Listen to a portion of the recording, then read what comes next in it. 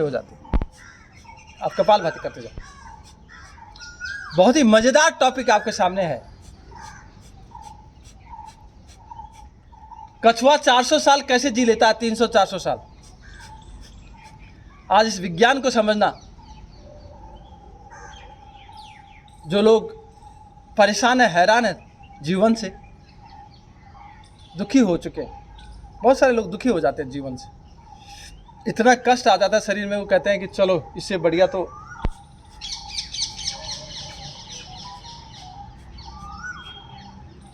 See the magic of breathing exercises,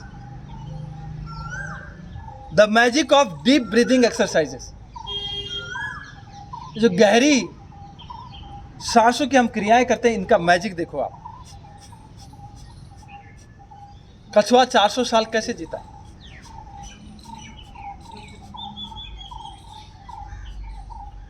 जो प्राणी 1 minute में 1 सांस लेता होगा, वो 100 साल तक, मतलब उसका 100 साल 1 मिनट का है सांस का। 2 सांसों का 200 साल, 3 सांसों का 300 साल, 4 सांसों का 400 साल। इसलिए कछुआ 1 मिनट में 4 सांसें लेता है।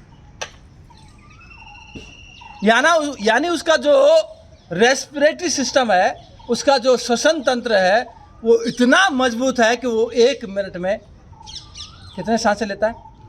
4 सांसें। और औसत मनुष्य, हम में से जो मानव है, हम में से जो औसत मनुष्य है, वो 1 मिनट में 16 सांसें लेता है। आप गिन सकें, 16 वो लेता है जो ठीक ठाक है। जो बीमार है वो 16 32 भी हो सकती है, उसकी 30 भी हो सकती है, उसकी 24 भी सांसें हो सकती। तो जो 1 मिनट में 16 सांस लेता है, वो 100 साल तक जीता है। और जिसने 1 मिनट में 8 सांसें कर दी, वो 200 साल जीता। अभी आपने देखा होगा 130 साल के, 125 साल के बुजुर्ग हमारे सामने दिखाई दी। वो 1 मिनट में, उनको नाप के देख लेना आप, उनकी सांसें 1 मिनट में 8 है। समझ रहे हो आप जो इस समय जिस सुरक्षा घेरे में बैठे हो, कपालभाति कर रहे हो, ये कितना पावरफुल सुरक्षा घेरा है। ये कितना पावरफुल सुरक्षा घेरा, आप कपालभाति कर रहे हो।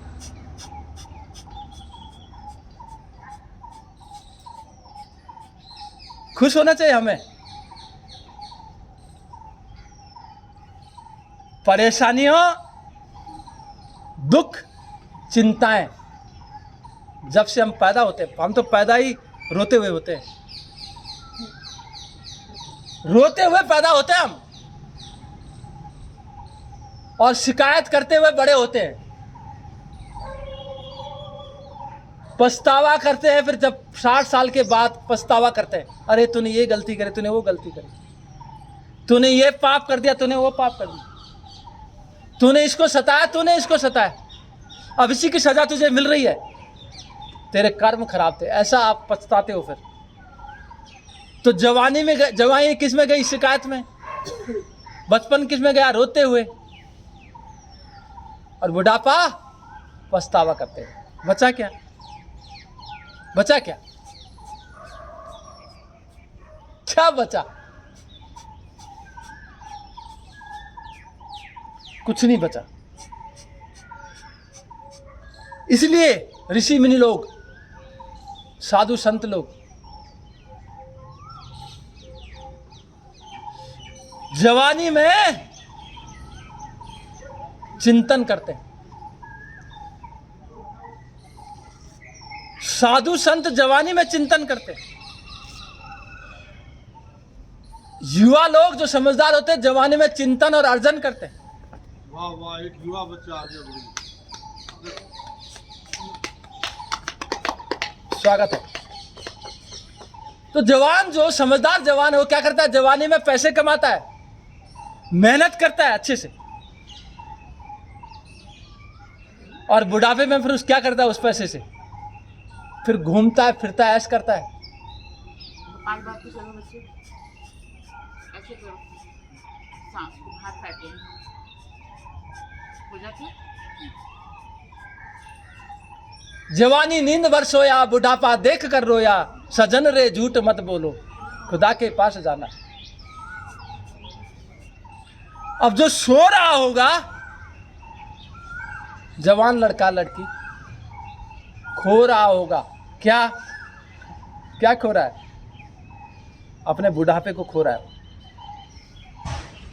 इसलिए चैन से सोना है तो जागो अभी से, चैन से सोना तो जाग जाओ, कपालभाति करते जाओ। दीपिका त्रिपाठी का स्वागत है भुवनेश्वर से। प्रणाम गुरुजी। प्रणाम बच्चे, शाबाश दीपिका। तो हम लोग ये बात कर रहे हैं कि कछुआ 400 साल कैसे जी लेता है। हम 100 साल तक ही क्यों जीते हैं? और 100 साल तक भी वो जीता है जो 1 मिनट में 16 सांसें लेता हो। और आप अपनी सांसों को गिन लेना कितना लेते हो आप, उतनी आपकी उम्र है।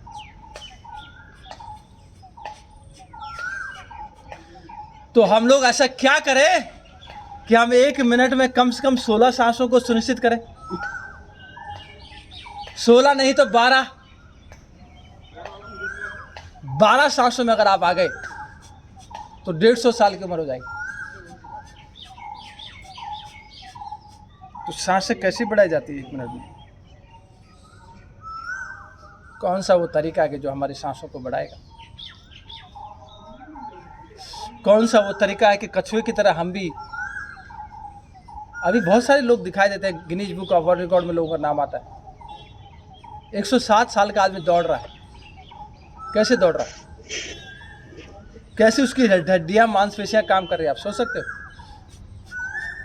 तो कहीं ना कहीं ये कमाल है योग का। और योग को आप एक्सरसाइज मत मानो, योग को आप किसी धर्म से मत जोड़ो, योग को आप किसी जाति से मत जोड़ो, योग को आप किसी क्षेत्र से मत जोड़ो, योग को आप किसी भाषा से मत जोड़ो। योग को अगर जोड़ना है तो सुखपूर्वक, शांतिपूर्वक, संतोष के साथ, आनंद के साथ जीवन जीने का जो तरीका है वो है योग। प्रज्ञा सिंह, अंजू सिंह का स्वागत है। दिनेश शर्मा, मयंक शर्मा का स्वागत है उनकी पत्नी के साथ। योग है क्या? योग जोड़ है। योग जोड़ है प्रकृति और मनुष्य का। मनुष्य, जितना मनुष्य प्रकृति से प्रेम करता है उतनी प्रकृति की माया उसको स्वस्थ बनाने में मदद करती है। क्यों नहीं? अगर हम यहाँ शहरों में हैं तो हम देखते हैं कि जो हमारा दिल्ली और एनसीआर है हरा भरा है, बहुत हरा भरा है, बहुत हरा भरा है। बहुत सारे पेड़ दिखाई देते हैं, घने पेड़ दिखाई देते हैं। तो हम इसी को हरिद्वार, गंगोत्री क्यों नहीं मान लेते? आपकी दृष्टि ऐसी होनी चाहिए, आपकी दृष्टि जैसी होगी वैसी आपकी सृष्टि होती। You should see, you must see कि मैं जहाँ भी, मैं यहाँ तिकोना पार्क, इससे पहले मैं 4-5 इस इलाके में मैं 7-8 पार्कों में काम, 3-4 पार्कों में काम कर चुका हूँ। मैं हर पार्क में वो देखता था, हिमालय देखता था हर पार्क में। राजलक्ष्मी का स्वागत है। हर पार्क में हिमालय देखना, चारों तरफ पेड़, ऊपर के ऊपर तरफ, दिल्ली में ऊपर देखो आप तो पेड़ ही पेड़ दिखा देते। वो ब्यूटी है दिल्ली की। आप नीचे देखते हो, अरे सामने देखो ना, ऊपर की तरफ आपको सुंदरता दिखाई देगी, प्राकृतिक सुंदरता दिखाई देगी। और सच बात है, ये सारे के सारे पेड़ आपको जिंदा रख रहे हैं, बहुत अच्छी आपको श्वसन तंत्र को आपको ठीक रख रहे हैं। इन पेड़ों का हम सवेरे सवेरे वृक्ष आसन लगा करके आह्वान करते हैं, इनकी इज्जत करते हैं, इनका सम्मान करते हैं हम।